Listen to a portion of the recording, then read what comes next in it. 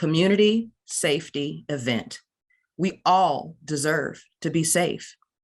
This event is being conducted as a part of our community safety mission under our initiative, United by Black, Powered by All.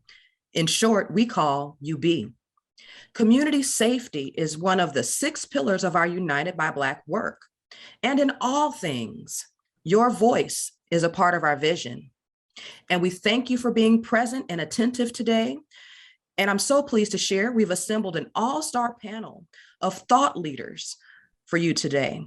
I promise that you'll learn a few things and we will all walk away from this event with a better perspective of what we all can do to keep our communities safer. So just a few quick logistics for today. Please feel welcome to post any comments or questions in the chat, and the producers of the event will capture them and direct them to us, and we'll be sure to respond as we're able. This event will be recorded, as we may use some of the images and audio clips on our website, social media, and to share with the public. And so now I'm honored to turn things over to our wonderful CEO, Marcus Owens. Good afternoon, Marcus. Thank you, Nyla. Welcome, everyone, and thank you so much for joining us today. We're looking forward to a lively and informative discussion on this important issue of keeping our streets safer. It's really, truly that for all of us that we want to have and deserve to be safe in our neighborhoods. Here at AALF, we're focused on using a Black-centered design approach to solving our community's most pressing issues, developing collaboration across our community, and champion leaders and solutions that improve the experience and lives of the Black community. Over the past year, we've launched our collective impact work called United by Black, Powered by All. This multi-year effort is designed to allow us to accelerate solutions across 6 focus areas: education, employment, infrastructure, healthcare, housing, and of course, public safety. We started our work in earnest last summer by diving into public safety and brought together a scoping team to help us create a view of what is needed to make our community safer. Today, we'd like to lift up that scoping team and have you hear from them directly. Thank you, Elizer, Ayolanda, Kevin, and Justin for all that you've done as our public safety scoping team. And Dr. Williams, thank you for joining us today and all the great work you're doing for our community at the University of St. Thomas. You all exhibit are the lifeblood of what we do, community, our subscribers, our contributor, our network in general. That's why I'm looking forward to what everyone has to say today. Let's have a spirited discussion. And once again, thank you to everyone who carved out 90 minutes of their day to help us build this region into a place that we're all proud to call home. Now back to you, Nyla. Thank you so much, Marcus. And once again, our gratitude for your time and attention today, along with what we all share, the desire, the want, the need to be safe where we live, when we leave the house, when we come home, when we send our children off to school, and especially when they're at school. I'm glad to be here to share the backstage of AALF's community safety work, from the process to the aspirations of our community, which informed identification of solutions in community. The foundation of everything we do is Black-centered design. Black-centered design is the process in which Black people use their inherent knowledge to collectively create solutions to problems. We launched our work in the public safety arena by identifying all of the Black serving community safety organizations and gained understanding of their work and impacts on community. We then assembled a team of community, nonprofit, and local business leaders to offer their input on what safe communities, police reform, and criminal justice reform would look like. These are Black leaders in the public safety realm who have insights and understanding about the foundational root causes of the lack of safety, as well as the systems in place to maintain them. And we called this fantastic foursome our public safety scoping team. The scoping team was created to lean in with data and insights on community safety, to utilize their collective knowledge to highlight the main themes of the Black community's aspirations for public safety. From these engagements, we were able to highlight 4 clear areas of aspiration, which were then deepened by communities sharing more of their experiences and needs at our public safety roundtable.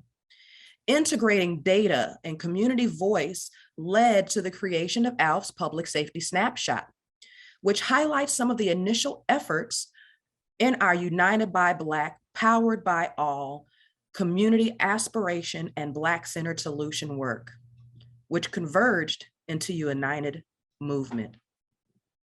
To increase community safety, these are the 4 themes that emerged: increased access to jobs, increase out-of-school programs and activities, support re-entry to society after release from prison, and improving police interactions with our community.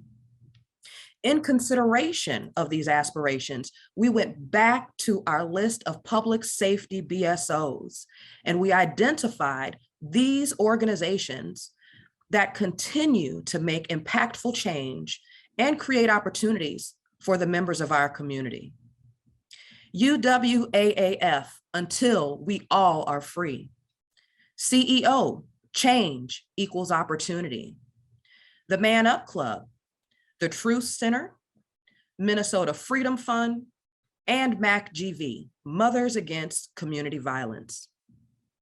I encourage you all to learn more and invest in these organizations. To learn more about our United by Black initiative, we've created a digital video streaming channel on our ALF website. Check us out. Go to our website, click the channel, watch any video that explains what the movement is about and why it's so important to our future. But now it's time to get on to the rest of our show. And so I am pleased to welcome and share our time with Dr. Yohuru Williams. Dr. Williams, welcome. Thank you so much. I am going to share my screen with all of you. I do not have a lot of time with all of you today, so I'm going to jump right in and say first and foremost, thank you to Al for the invitation. What I want to talk with you about today is a tragedy with a happy ending, reflections on race policing and public safety in Minneapolis. And I want to do so through the lens of what Alf has suggested in terms of looking at this problem. But I want to begin where I always begin, if you've ever seen me before, with some conventional wisdom from James Baldwin, who said, "The world changes according to the way people see it. And if you can alter even by a millimeter the way people look at reality, then you can change it." What this committee has been doing is altering the way that we think about public safety and how we can reimagine public safety to meet the needs of community. That's critical. We're also meeting today on the heels of a release of a report by the Minnesota Department of Human Rights on policing, which I'll be addressing, which speak to the need for this type of reimagination, not simply reform, but a recasting of public safety, not simply policing. I say that to you to begin because when we think about public safety in the way that ALF defines it as one of those 6 pillars, it's important for us to recognize, even though people are destabilized by this language, that even though everyone got kind of distracted by the language around defund the police, if you look at those 6 pillars, if you look at what I call the 6 degrees of segregation, which mirror those pillars, denial of access to people of color, to places of public accommodation, inequality and disparities in education and housing, so on and so forth. If you look at where that money is being reallocated in this cartoon from 2020, it's to meet the needs of those 6 pillars. So when we talk about a reimagination, it doesn't have to be bound up in this type of controversial language. It can be seen through the lens of what ALF has been attempting to do in our community. Having said that, part of the problem in the way that people talk about this emanates from a historical amnesia about the fact that we've been here before. And I say that to you because we can go back to 1905, the Niagara movement. This was a precursor to the NAACP, an all-Black organization founded in that moment to meet the needs of African Americans specifically as they faced disparity in housing, education, access to places of public accommodation. What were they talking about in 1905? These are their declaration of sentiments. I'm only going to share 2 with you. Number 1, courts. We demand upright judges in courts, juries selected without discrimination on account of color, and the same measure of punishment and the same effort at reformation for Black as for white offenders. We need orphanages and farm schools for dependent children, juvenile reformatories for delinquents, and the abolition of the dehumanizing convict lease system. I shouldn't be able to read this to you from 1905 and it resonate in our contemporary moment if there isn't something to be said for the importance of recognizing that historical amnesia with regard to dealing with issues of policing, police accountability, and also just the whole reimagination of the criminal justice system have been longstanding in the African-American community. In fact, I'll go one step further and read to you from a report from 1960. This is the National Commission on the Causes and Prevention of Violence. What were they proposing in that moment in their solutions? Our most serious challenges, they wrote, to date have been external, the kind this strong or resourceful country could unite against. While serious external dangers remain, the graver threats today are internal. Note, y'all, this is 1960. Haphazard urbanization, racial discrimination, disfiguring of the environment, unprecedented interdependence, and the dislocation of human identity and motivation created by an affluent society, all resulting in a rising tide of individual and group violence. Again, if you look at the work of Kevin Reese, if you look at the work of Eli and others, this is what they're addressing when they talk about it. But I want to point out again, this isn't a 2020 phenomenon or a 2021 phenomenon, a 2022 phenomenon. This has a deep history with deep roots in the fabric of our very society and culture. And we can see it in a variety of ways. I think about Wendy Thompson-Towell's essay from 2020, Black Life and Death in Minnesota, where she poses the question, why did good white people need a Black person to be killed before deciding to take action? She continues, and why did most of their actions resolve around low stakes anti-racist reading groups and listening sessions? When what we require in this moment is more than listening sessions, more than we even got from Mayor Fry this morning in acknowledging the problem. In fact, that's the whole point of the roundtable that will take place after my presentation, is to think through solutions. But before we get to solutions, we have to anchor that conversation in history. To do that, I want to talk to you a little bit about this report that came out and the fact that, although I think it's a phenomenal report in many ways, I had a problem with the way that they talked about this being at least a decade-old problem. The reality is that this is a generations-old problem in Minnesota. In fact, they held these hearings for 2 years, this time of reckoning, they called it, to make the case that in soliciting feedback from community, they wanted to document the abuses that were abundant and rampant in Minneapolis with regard to policing. But I want to be clear, none of the things that were uncovered in that report are new. In fact, they are deeply embedded in the very fabric of this community with regard to the police department and policing practices. I say that to you because we're talking about that time of reckoning that they talked about in 2020, but I want to take you back to another time of reckoning. This is from 1975 and what I call the terrible summer of 1975. And in this instant, it wasn't the Minnesota Department of Human Rights, but the Minnesota Board of Human Rights that held 3 days of public hearings to air complaints about police brutality directed against people of color in Minneapolis in particular. It was kicked off by allegations of police brutality that were offered by an African-American police officer, one of the highest ranking members of the department at that time, a gentleman by the name of Ray Presley, who witnessed 2 white officers beating and assaulting a Black man in a bar in downtown Minneapolis. When Ray Presley raises concerns about this and attempts to get the department to punish those officers, he's punished for sharing details of that investigation publicly. It's in the midst of that conversation about the effort to punish those officers that something else takes place involving this woman. Her name is Willie Mae Deming. She might be familiar to some people on this call. She may be unfamiliar to others. Allow me to share with you that when she passed away in August of 2020, she was one of the most recognized and celebrated persons in the city of Minneapolis for her community engagement. In fact, in 2017, University of Minnesota even did 2007, University of Minnesota did a special issue talking about her work with young people and community. So this is someone who is really very much involved in community activism and working with young people. So I guess we shouldn't be surprised that in May of 2015, Willie Mae Deming shows up at a Black Lives Matter rally.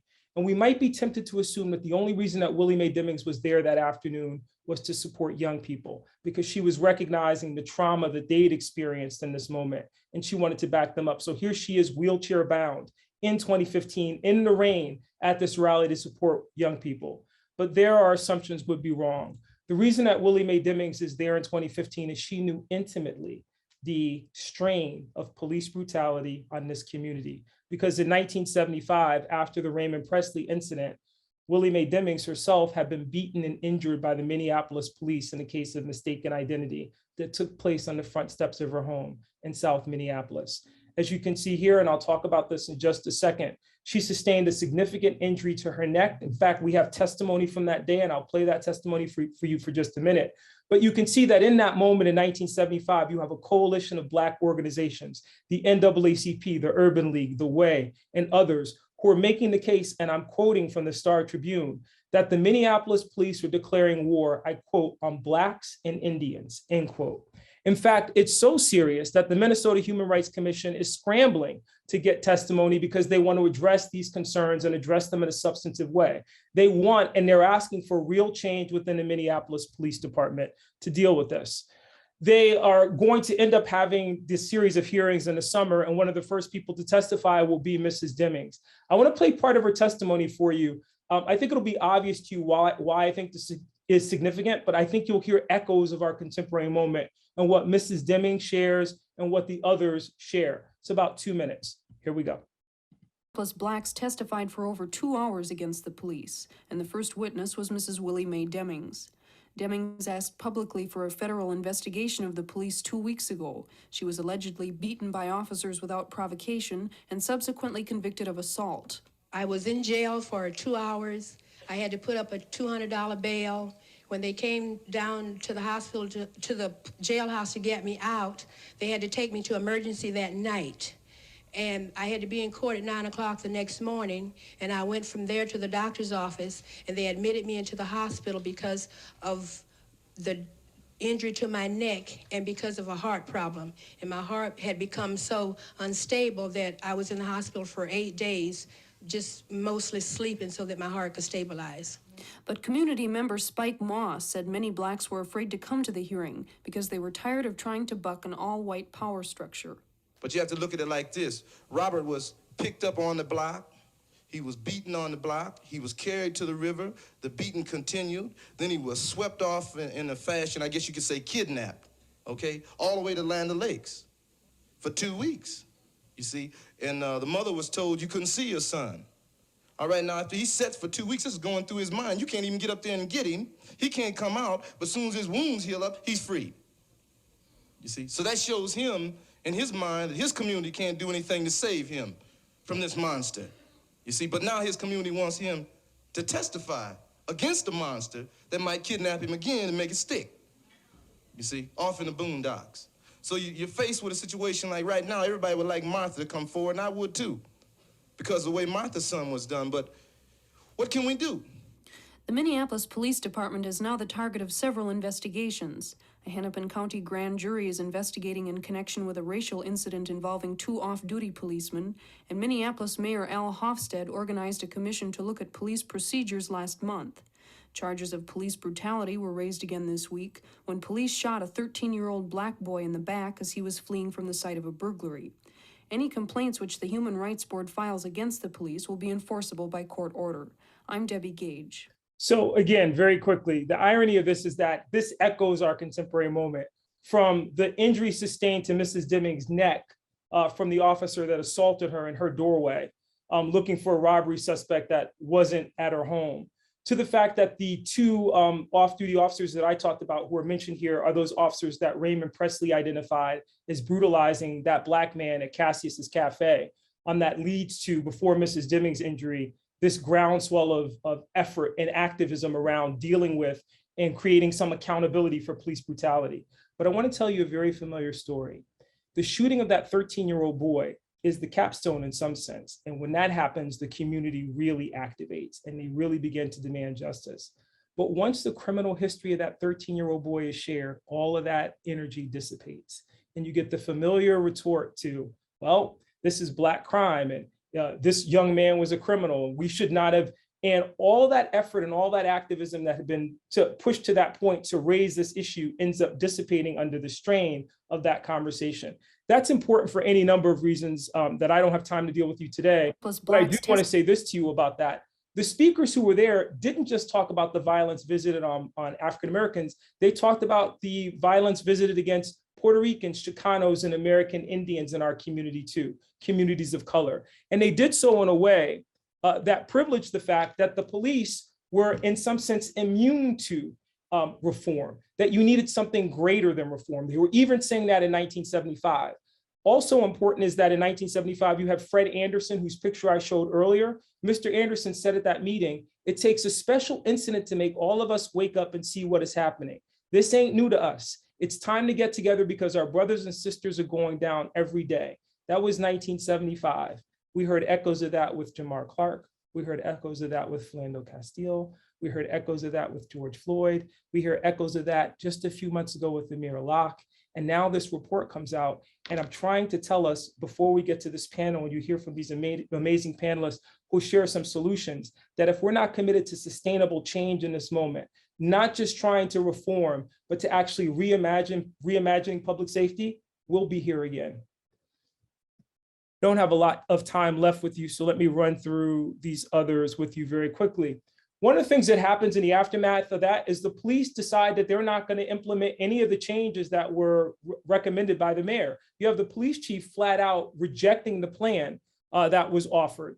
In addition to that, Mrs. Demings is charged the following year with assault on police officer. So I want to point out that when we talk about the longstanding harm here, it's not just the police brutality, but it's the fact that she had the $200 bail, the doctor's bill, and then the lingering legal battles that she's engaged in to clear her name. Ultimately, the court will find in her favor and argue that the police had acted inappropriately, but by then it's too late. Her family had already sustained the financial burden from this. And I want you to imagine that this is very similar to what we hear, echoes of what we hear today, echoes of what we saw in that report about what happens in the Black community with regard to policing. I want to say this to you, and I hope this translates. But we have to be, as my good friend Kevin Reese says, honest in these conversations about really pushing the boundaries in the way that we're thinking about this. That this isn't a moment of racial reconciliation. This is a moment about deep, deep reflection on sustainable engagement. The problem with Americans was probably best articulated by William Dean Howells in 1919 in his famous advice to Edith Wharton about writing books for the American public, in which he said, you always have to remember, the American public wants a tragedy with a happy ending. Unlike the Russians who like long, drawn out tomes like War and Peace, 400 pages, where the hero was poorly rewarded, we want everything wrapped up in a sitcom. 30 minutes, and we want to assume that once we reach a certain point, then whatever the challenge was is resolved. The problem with that was best articulated by Martin Luther King, who said in movements, we cannot assume that we've ever reached the point of having tackled that issue, particularly when we're talking about deeply embedded problems like systemic injustice. King framed it in this way: progress is never a straight line. For a period, a movement may follow a straight line, then it encounters obstacles and the path bends. It's like curving around a mountain when you're approaching a city. Often it feels as though you were moving backward and you lose sight of your goal. But in fact, you're moving ahead and soon you will see the city again closer by. But not if you step off the road because you assume that that decree about no knocks was significant and not keep up the pressure or keep thinking about how to reimagine public safety so those things don't stick. Look, I want to be clear in saying this, that one of those tragedy with the happy ending moments occurred in the aftermath of the Chauvin trial.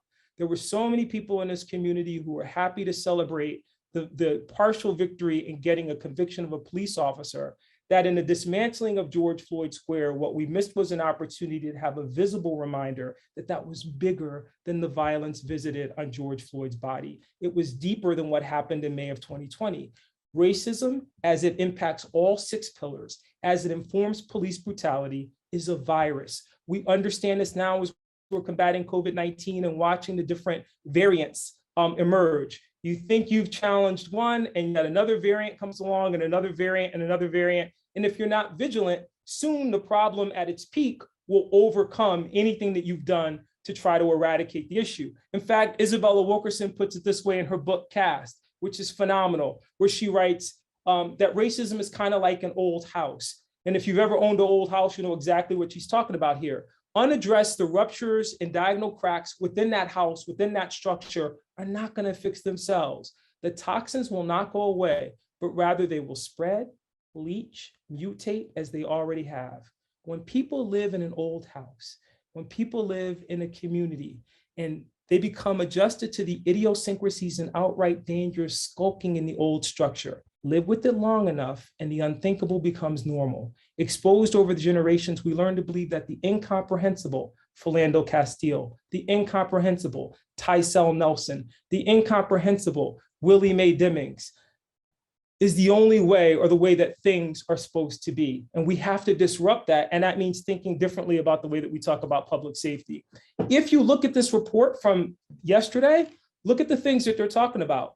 Although Blacks comprise 90% of the Minneapolis population, 63% of all use of force incidents that MPD officers recorded were against Black individuals. This is the problem, not new. Hopefully my quick history lesson from 1975 made that case for you, and not simply a decades old. So we're not just going back to 2010, we're going back well before 2010. I could have gone to Plymouth Avenue. I could have gone back even further than that to 62 or 63. Trust me, as a historian, this is why we're working on the documentary through the Racial Justice Initiative, because we want to do for the issue of policing what mapping prejudice has done with regard to housing with the Jim Crow of the North, to document it in a way so that you can have conversation and people can see in a visible way what the challenges are in this space. It's not located in just one precinct, it's citywide. And you've got the leadership within the department readily recognizing that. And the most telling yesterday, in addition to the social media stuff, was about officers arresting and citing people simply for pissing the police off. Again, challenges and things that we've heard before. I don't have time to deal with all of these issues with you. I would argue that you, or suggest that you read that report in its entirety, but I will say this to you, and I apologize for some of the images that I use, but I think in this conversation, we need to, as Kevin Reese says, be very blunt about what we're facing. We are dealing with the recurring American nightmare. Whether you're looking at this in the context of the violence that was visited against civil rights protesters in Selma, Alabama in 1965, which the cartoon on the left portrays, or these recurring shootings and killings of Black people by police. And when people come and quote Black on Black crime and Thomas Sowell and other things, we have to check that, take a hard step back and ask, what is it about this system that enables both of these to go unchecked and undisrupted? In fact, I'll put it to you this way. It's important for us in that context to understand another quick history lesson, that it isn't just 1975. I want to talk about a couple of other decades with you just very quickly. In 2021, they asked Pastor Brian Herron, for example, what he felt the outcome would be in the Chauvin trial. And Pastor Herron at Zion Baptist Church said, you know, people don't have much faith that Chauvin's going to be convicted, but he went one step further and he said, I think there's hope that he is. But we've seen this movie before. We've watched this movie over and over again. We've seen it so much we can recite the lines. When Pastor Herron says that, the reason it's so powerful is because it was his father, Bishop Herron, who was challenging the Minneapolis police in 1989 in the case of Lloyd Smalley and Lillian Weiss, the elderly couple that were killed after the Minneapolis police used a flash grenade in a drug raid, had the wrong apartment and killed both occupants of that dwelling. It was his father in that case who said, to dismiss these deaths as unfortunate consequences of a war against drugs is unacceptable. See, when we talk about epigenetic and harm and long memory in this community, this is what we mean. There are folks who remember, who were here in 1990 with Tycel Nelson, who remember, but we don't have to go that far back. We can go back to Philando Castile or Jamar Clark. That is part of the challenge in looking at this. Ironically, in 1992, after Rodney King was beaten in Los Angeles, in that famous or infamous case of police brutality, they asked Minneapolis Mayor Don Frazier and Police Chief John Locks to weigh in if it could ever happen in Minnesota. Ironically, there were activists here, people like Keith Ellison, our Attorney General now, and Chris Nissen, a student activist from the University of Minnesota, who were saying, what do you mean could it happen here? It's happening here. It's been happening here. But in that moment, you had the chief of police respond, well, that's kind of an almost when did you stop beating your wife question in one sense. As long as we recruit from the human race, anything is possible. But I think when you look at, there are good lines of communication, is there good training, people held accountable. I think those are the things that act against the probability of it happening here. But it was happening here. Look, Gleason Glover from the Urban League calls the police out in that moment saying, you can't claim to be protecting people by killing them, by abusing them. And it wasn't just the incident with Lloyd Reese and Lillian Smalley. It was also the case of 5 Black University of Minnesota students who were beaten at the Embassy Suites in 1989. This was before the Central Park Jogger case in New York. And it was an incident in which literally the Minneapolis police are called to account, not just for the flash grenade killing of that elderly couple in February, but literally in January, but literally by February, you've got these 5 students alleging major police brutality. I have to share this to you, and I want to put it up against what you saw emerge from that report yesterday. Think about what the report documents. And I want to read to you from the Star Tribune's accounting or reporting on the trial of the officer, excuse me, the trial of the young people, because the officers were not tried, who alleged police brutality. Minneapolis police officer Joseph MacArthur told jurors in Hennepin County District Court that he and other officers lost control of the situation when a fight broke out as he was trying to arrest 25-year-old defendant Van Hayden. He also described struggling with Hayden near a railing that guards a 6th floor drop at the hotel. He said he needed to put Hayden in a pain compliance hold, also known as a chokehold, as he tried to handcuff him. But defense attorneys for the 5 people arrested tried to show that MacArthur caused the fight after Hayden taunted the officers about the death of the 2 people during a North Side drug raid. That Hayden said to them, "You're doing us just like you did Smalley and Reese."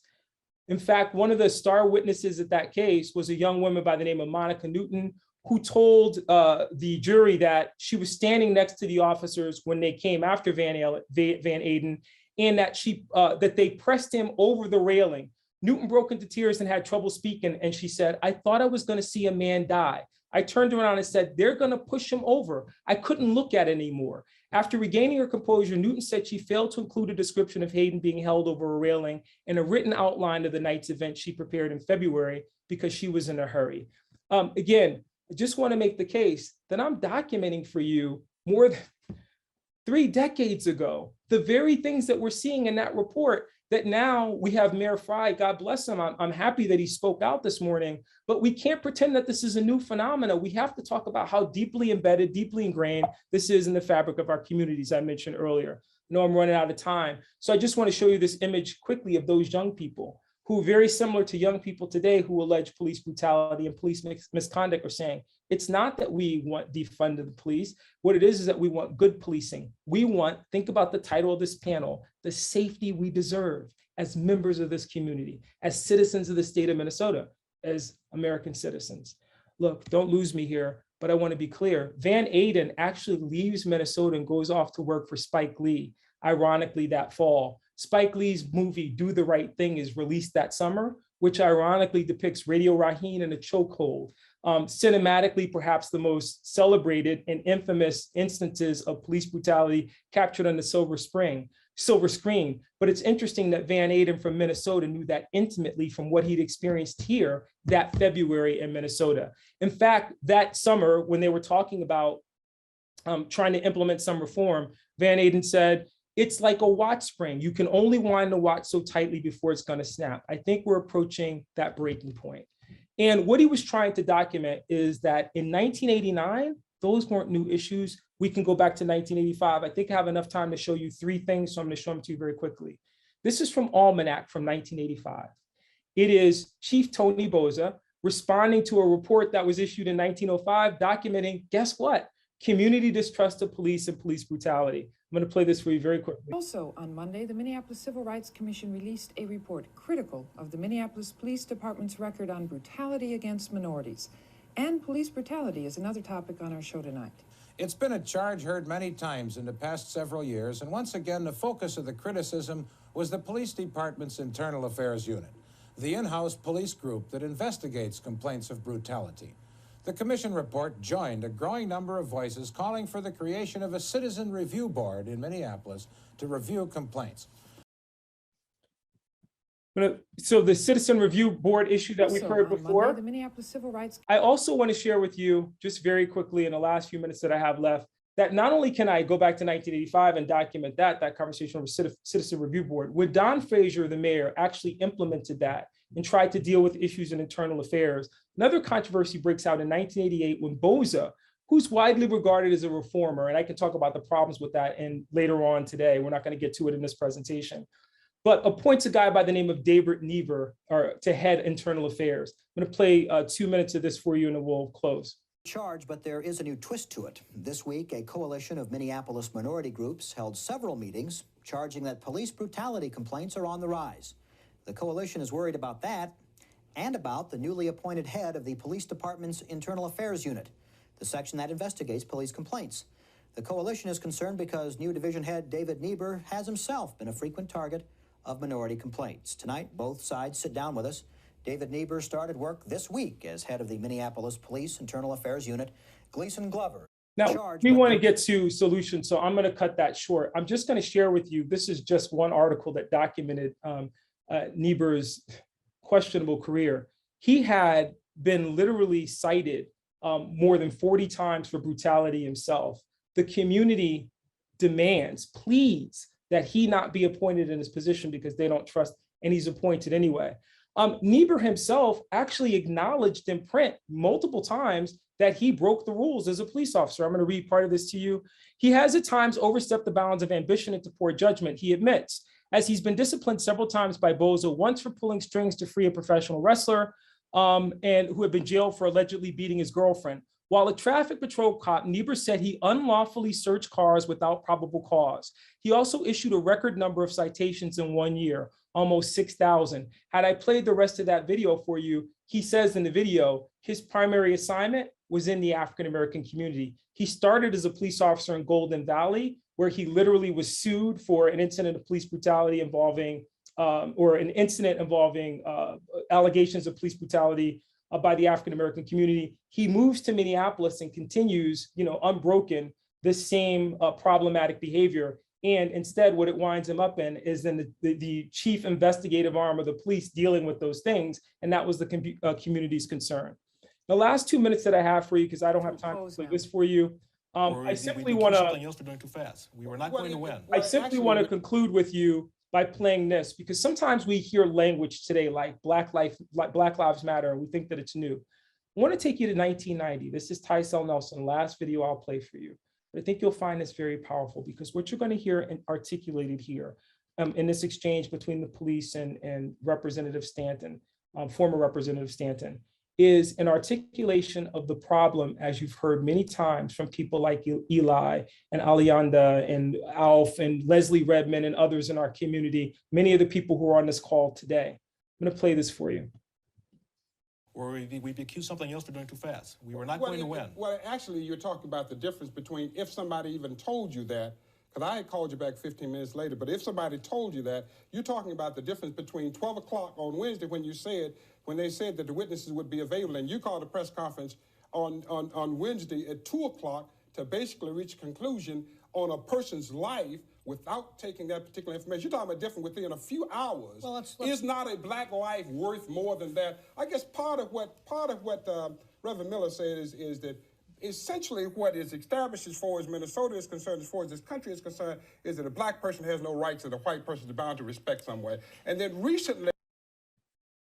Let me conclude with you then on this point. I want to go back to that terrible summer of 1975. I want to talk about, and I didn't do them justice today, we don't have a lot of time with you, but I wanted to talk to you about this because when you hear the solutions that are offered by this amazing panel that ALF has brought together today, I want you to think about it in the context of the failures from the past. Because the reason that reform or efforts at changing the culture, which the Minnesota Human Rights Department identified as the key problem yesterday, changing the culture in policing is because they didn't go far enough in sustainable efforts to reimagine public safety.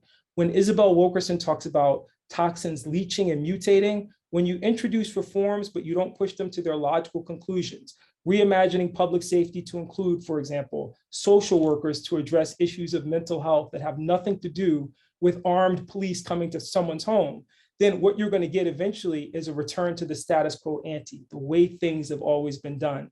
And the incomprehensible reaction that we have in community when, of course, these situations result in violence, and all people are left to plead is, well, that's just the way things are and the way things have always been, and we have to support our police.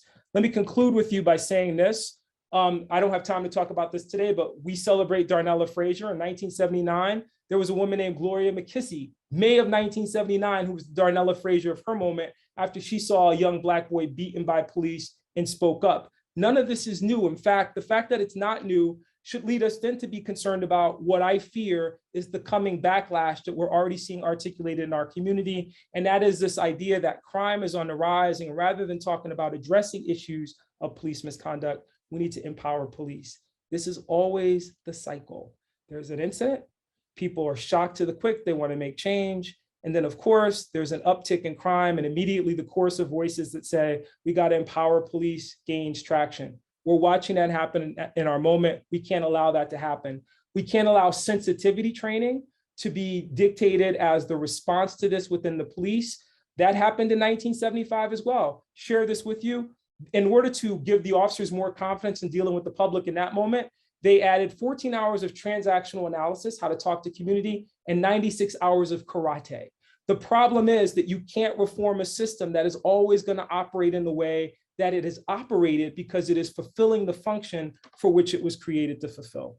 I'm going to end on that note and turn it back over to my colleagues, and you are in for a treat. Thank you, Nyla. And thank you, Dr. Williams, for your amazing presentation. So we are going to go straight into welcoming our brilliant panel. And it has been such an honor to be here with you and listen. We're going to continue this incredible thought leadership and dialogue.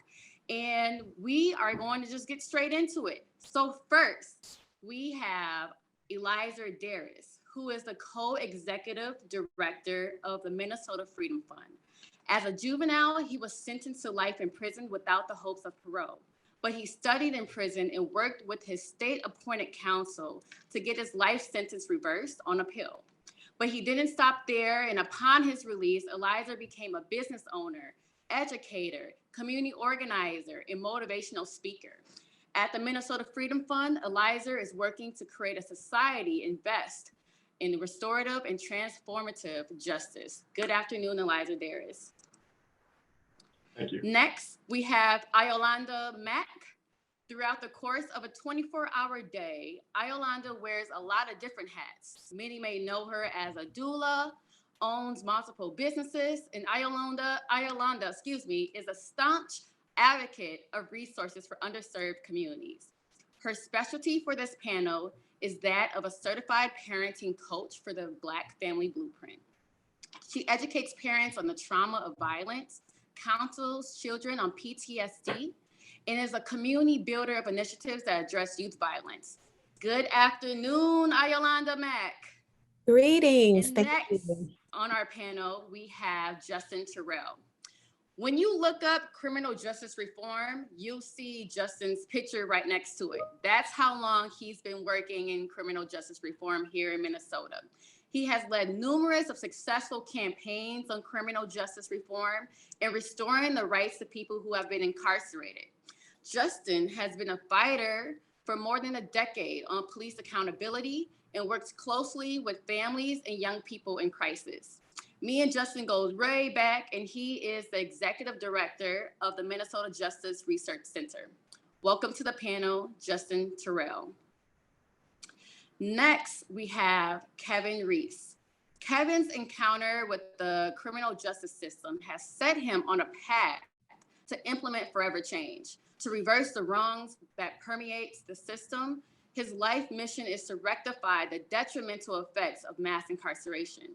He is the executive director of the organization named Until We Are All Free.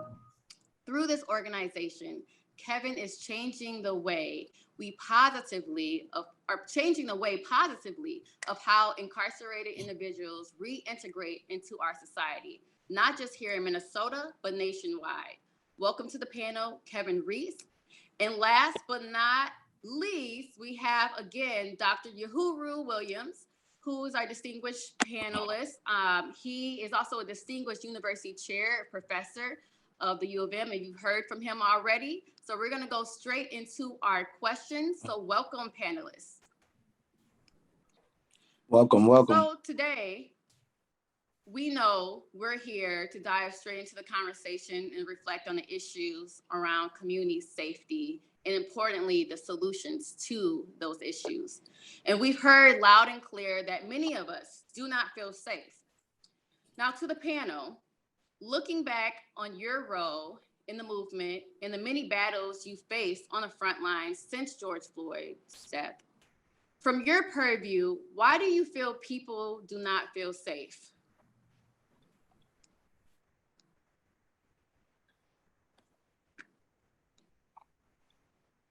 Are you going to call on somebody, Anika? Otherwise, I'm happy to ask Iolanda to go first. Peace and blessings, everyone. Thank you so much for having us. Dr. Williams, what a fantastic presentation. I'm so happy to be in the struggle with you and everyone else on this panel. I'll start just by saying, if you want to know why people don't feel. Oh, you muted yourself, bro. Sorry.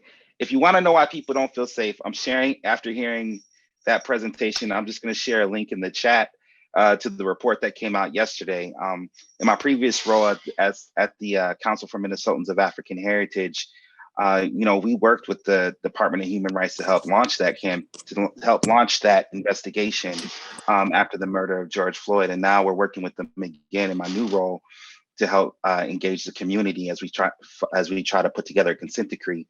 But I mean, Dr. Williams summed it up.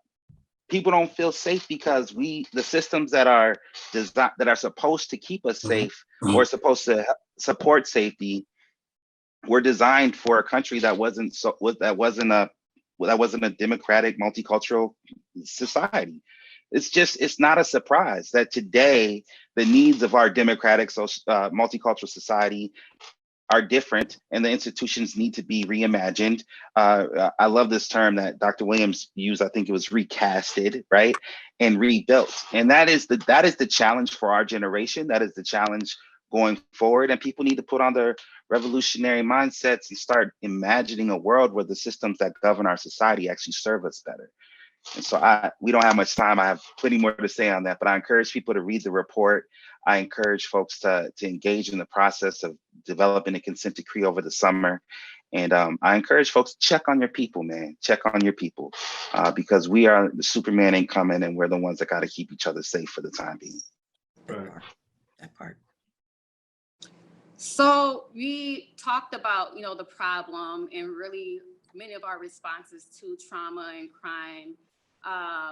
Ayolanda, can you speak to the psychological standpoint and the impact it has on our community? Absolutely. And I just want to say thank you to Dr. Williams. I was sitting here on fire like, yeah.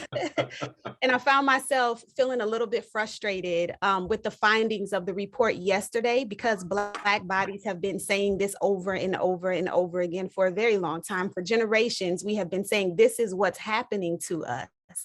We did not need further white validation to say, oh, yeah, you're right. That actually is happening to you. So I actually found myself to be like happy that we have these findings, and also like our bodies are the evidence of what is happening and what has happened to us over and over and over again. So thank you, Dr. Williams. I just want to answer that question. Our very own, our beloved, y'all can't see this book. It's The Quaking of America by Resmaa Menakem, hot off the press. I truly suggest that everyone get this book. He has a chapter in here, chapter 11, that says what trauma is and what trauma isn't. And he talks about how trauma lives in the body, even before it's an emotional experience, before it's a cognitive experience. It is absolutely an experience that lives and exists in our bodies and is transferred from body to body. It's transferred from generation to generation.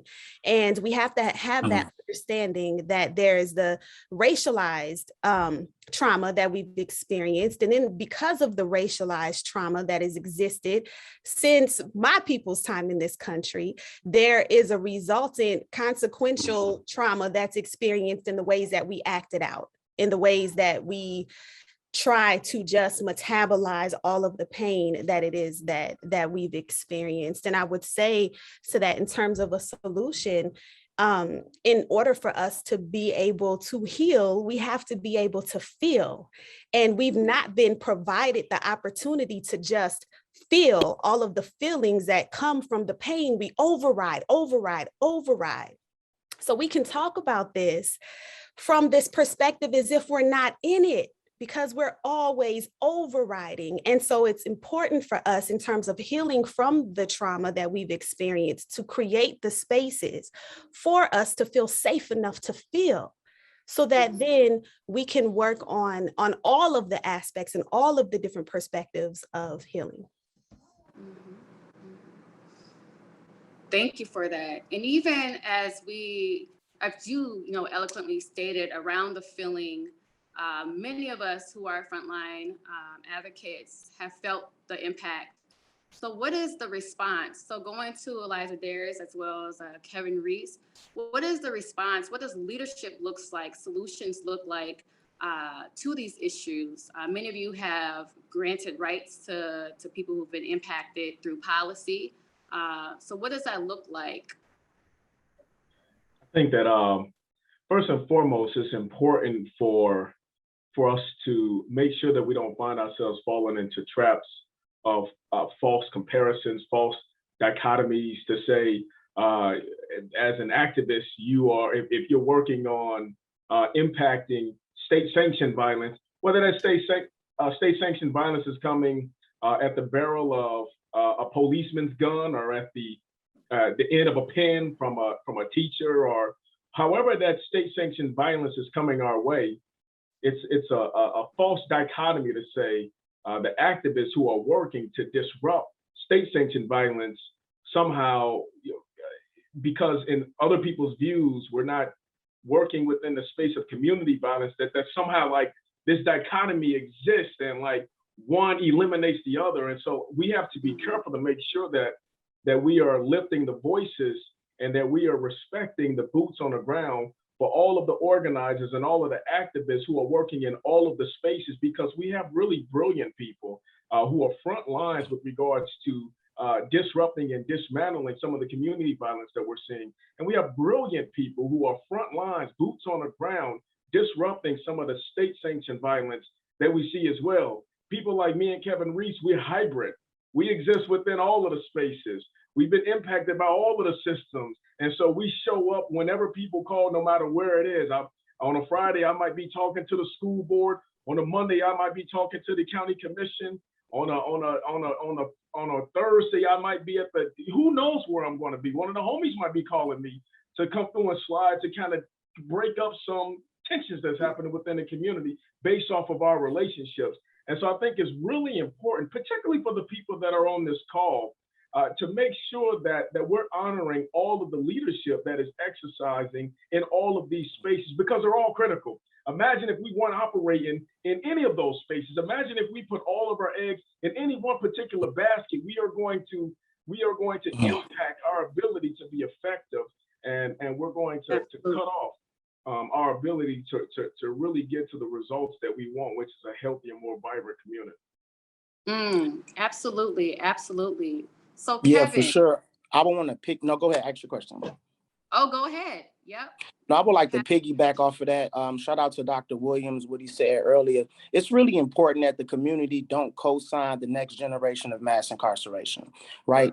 Our bodies has never been safe in this country, right? So when we see violence that's taking place in our community, instead of going to turn our next generation into super predators and they're inherently violent, we need to ask ourselves why. Why do young Black boys in their communities behave this way? And if we ask ourselves why, if we look at the history of what it means to be us in this country, we'll get closer to the answer. We are traumatized. And mass incarceration wasn't the answer for my generation. And the work that I do on the front lines is making sure that the answer is not for the next generation as well, too. Both things can be true. Is it wrong? The violence that's taking place in our community, is it wrong? Does it need to stop? Is it a tragedy? Yes. Is state-sanctioned violence wrong? Is it a tragedy? Does it need to stop? Yes. We can't have one without the other. And shout out to Resma. There needs to be a quaking in America, for sure. Mm-hmm. Absolutely. And even to Kevin's point around getting to the root of that violence, that pain, and that trauma, many of you mentioned by Eliza Darris are part of several committees, working groups, policy change. What would you say are the restrictions that are most often legal barriers that makes these unsafe conditions for our Black community. I know in times of crisis and engagement, many regulations around the right to vote, the right to drive, that right to bear arms, or even have access to affordable housing has created unsafe conditions for us. Can you speak to that from your lived experience in shaping that policy? They was really effective with turning the felon into a slave. You are 3/5 of a human. So when you are in community, you are trying to function as a whole citizen, but you have real barriers that is preventing you from being able to function in your wholeness. So what happens in that wholeness is cracks happen, right? And trauma seeps through that. It's breaking up families, it's breaking up communities. It's really being poor is a mental health condition. Not knowing how you're going to take care of your family is a mental health condition. Not knowing where you're going to live is a mental health condition. Not being able to vote or participate in this democracy that's making all of these decisions about you. It is telling you in so many ways that you are not a whole human being and you do not deserve to participate in this democracy that you're living in every day. Tell me, what does that do to a human's brain? It make you say, well, I need to create a subculture, a sub-community, or sub-place where I could exist in my wholeness. So this is one of the things that's happening. And Ayolanda, can you speak to the psychological impact this is having on our young people who are growing up in this environment of violence? Yes, absolutely. And I just wanted to add to what Brother Kevin said. When we're talking about legislation, we absolutely have to talk about reparations. Black folks have merely gotten an apology from the American government with no action. We need action. We need legislation that focuses specifically on reparations, that focuses specifically on enslavement, sharecropping, mass incarceration, redlining. We can go through all of the educational disparities, health disparities, all of the things. We need a very actionable platform for reparations on a federal level to begin to really discover how we can unpack all of the atrocities that have been imposed upon us in this country. So I just want to say that. But in terms of the children, I live with children who have trauma. My 11-year-old has been diagnosed with PTSD. And part of that came from community gun violence. We've gotten bullets through our home as recently as last week, but even 4 or 5 years ago, we experienced that. And the children are feeling it and they see it. And to speak again about that override, when we try to normalize abnormal things in our families or to our children, then it gives our children the notion that this is how we're supposed to live. Oh, this is how it's supposed to be. Oh, I'm not supposed to be afraid. I hear shooting, but I'm not supposed to be afraid because my parents said everything is okay. And so we teach our children how to override. We teach our children not to feel. We teach our children to kind of numb out the emotions, because oftentimes as parents, it's very difficult for us to even know how to process them. And then, so we take that and we couple that with having interpersonal relationships, with having friends, with being in the community, with feeling but not feeling, with having these emotions that aren't really articulated because our children don't know how to articulate them. And that can manifest itself in challenging behavior. You can go to many schools, over here on the north side where I live in Minneapolis. You can go to many schools and you can see how our children are just experiencing the trauma. I remember working in a school and a young man, he was maybe in 4th or 5th grade. He would come in and he would go to his safe space in the school and he would sleep because he's not sleeping at night. This child happens to be my neighbor. And I'm like, my son isn't sleeping at night either. So they're going to school to sleep, or they're going to act out. They're having these big emotions, or they're having these experiences in their body, which might look like jumping off of the tables. It might look like trying to reclaim some power by talking back to the teachers. It might look like them just putting their heads down and completely disengaging, because you cannot learn if you are not safe. You just can't. And when you have trauma constantly replaying over and over and over again, and you have all of these activations and triggers that you don't yet have the words to even verbalize how it feels, it comes out in those actions. And so our babies are suffering. Yes, thank you for speaking that truth. You really gave a visual of what it looks like for our young people. Dr. Yohuru, I'm interested to know your thoughts on this subject. I would be a poor substitute for what Ayolanda just shared. I think what she articulated is so powerful because it does speak in a very real sense to what we all experience. By focusing on parents, we are getting at the idea that hurt people. Like, we're not equipped to deal with the trauma that we've all endured. And so therefore we're passing it on to the next generation. And, you know, we think we're equipping them with coping skills, but really what we're doing, as Kevin said, and as Ayolanda spoke to, is just passing on the grief, because we haven't processed the grief. I found out recently my great grandfather, who I never knew, was murdered by the police in 1937. I never knew that. So I've always had this deep fear and this kind of longing, and recovering that history empowered me to think very differently about the PTSD that my mom experienced, that she then passed on to me. You know, we all grew up in the shadow. I like to say my parents grew up in the shadow of Emmett Till. I grew up in the shadow of Yusef Hawkins and Michael Stewart in New York. My son grows up in the shadow of James Byrd, and my daughters grew up in the shadow of Sandra Bland, Raynette Turner, Breonna Taylor, George Floyd. When do we get to the point that we stop growing up in the shadows? Absolutely. You mentioned that generational trauma is passed down. And, you know, we want to make sure that we also are looking holistically around our culture, that what's passed down are also tools of resiliency, right? Tools of healing. What are some of the lessons that our ancestors and some of the community leaders and movements have taught us along the way when it comes to community safety? I'm going to take this question to Eliza Darius. Yeah, I think one of the primary lessons that I've been able to glean from our ancestors and from the foremothers and the forefathers who have mentored me over the years is just the value and the power of community power and community voice, and really activating ourselves and organizing ourselves. And so sure, they told someone like me, I can't vote. Well, what does that mean? When I can organize within community, okay, I can't vote, but I can go and door knock 1,000 doors and convince 1,000 people who otherwise would have probably been disenfranchised and maybe not have voted to vote, because I'm going to go into the spaces and the places where people are afraid to go, where people are going to overlook. Those are my people.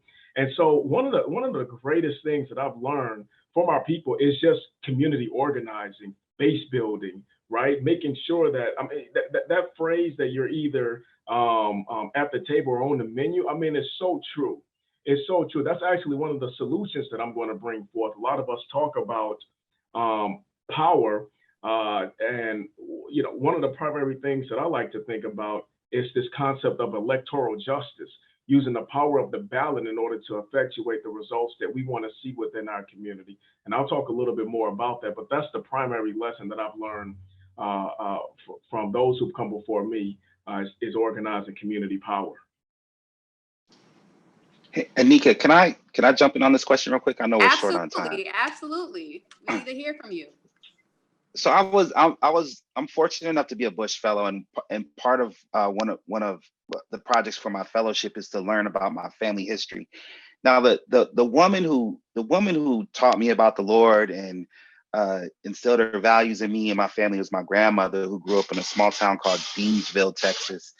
It's not even on the map. You ain't gonna find it. And so I was fortunate to take a trip to Deansville, Texas, where I learned about from the homestead where my family after slavery actually settled and built a community with some of the indigenous folks and whatnot. And that was completely erased from the map because of the KKK, and then dispersed those folks who then experienced other acts of violence like lynchings and whatnot. And some of my family even ended up in Oklahoma in time for Black Wall Street. And then they moved to California, where they had to deal with a whole nother set of riots and Watts and all of that. And then they moved to Minneapolis, where they had to deal. you can't get, we are refugees in our own country.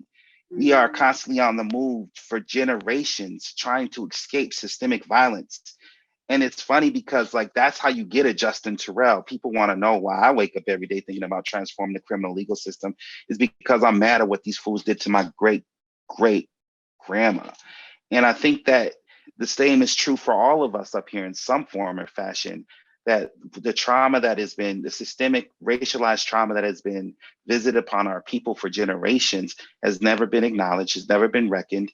And a lot of the work that I think we're reckoned with, and a lot of the work that I think we're doing right now is to ensure that that reckoning does happen. And so I just wanted to share that because I thought it was a great question. Thank you. Absolutely. And along with the lessons come solutions, right? With wisdom, we learn to, when we know better, we do better. And many of our work is passion-driven, heart-driven, is very personal, right? Because we are extending the legacy of our ancestors. So I'm going to spin the question back to Kevin, and then Ayos. I'm sorry, I keep butchering your name. My apologies, sis. Around the solutions, right? What does the solutions look like? What are sort of institutions that need to be brought out of these crises? What programs or models that come from this wisdom and come from the lessons passed down to us?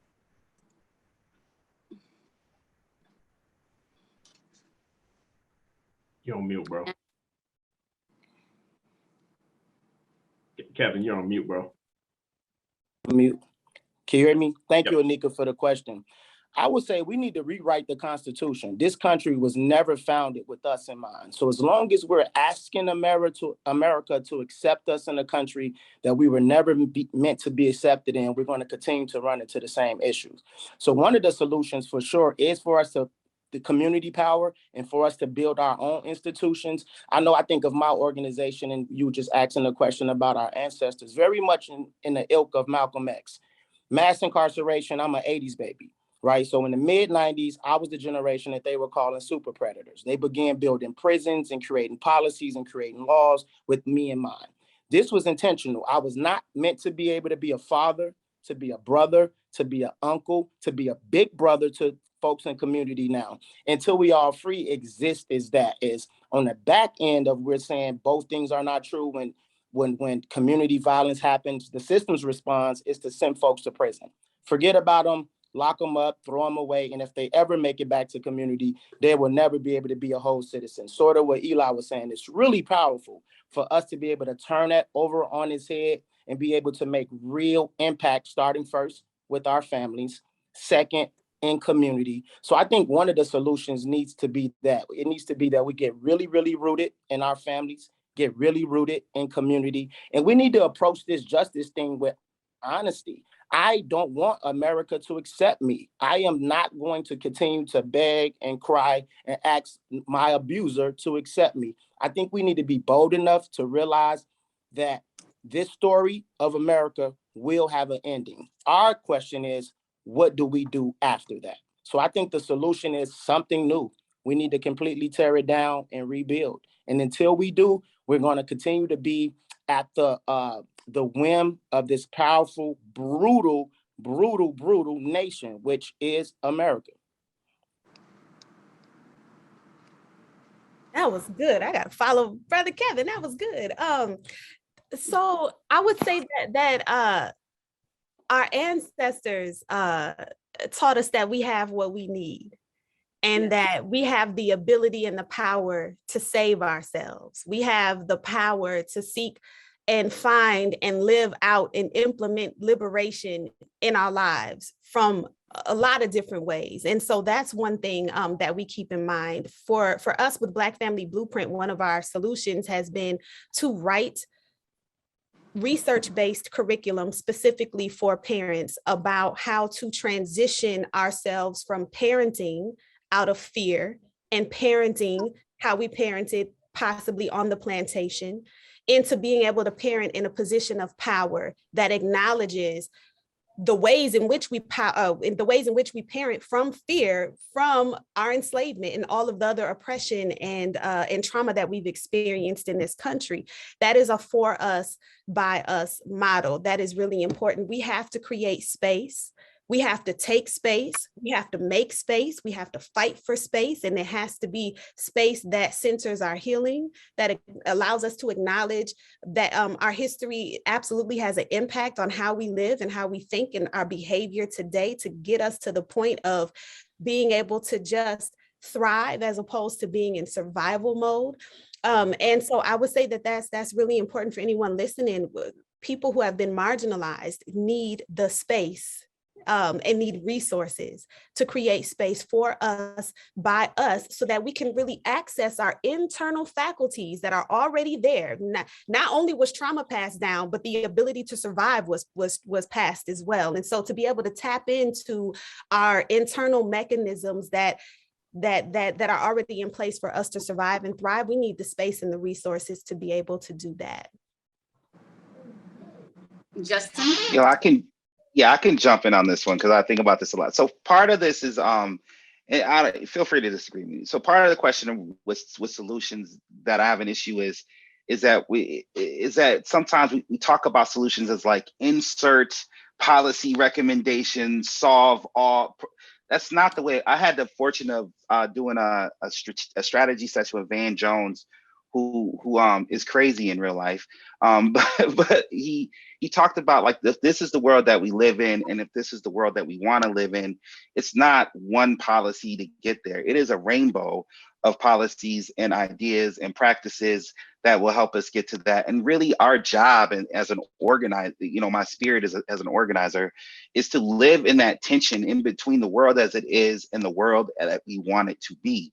That is important, that we don't just seek solutions for the situation and context that we are in today, but that we build pathways that are long and bend towards justice, and that we mobilize and organize and develop leaders like Eliza Darris, develop leaders like Anika Bowie, and that we have folks constantly pushing to listen. This is not a fight to fix the police. This is a liberation and freedom struggle. Liberation and freedom struggles are not about solutions. They are about recognizing your humanity. They're about solidarity. They are about understanding that there is going to be more blood to be spilled, but also that we will save generations that haven't been conceived of yet. And so, like, we have to shift our dynamics. But if you want some solutions, I'm happy to, like, quote unquote solutions, I'm happy to provide a couple suggestions. So at the MNJRC, we focus on research, education, and policy development. So from the research side, the report that came out yesterday, a lot of the work that we've been doing, you can read that on our website.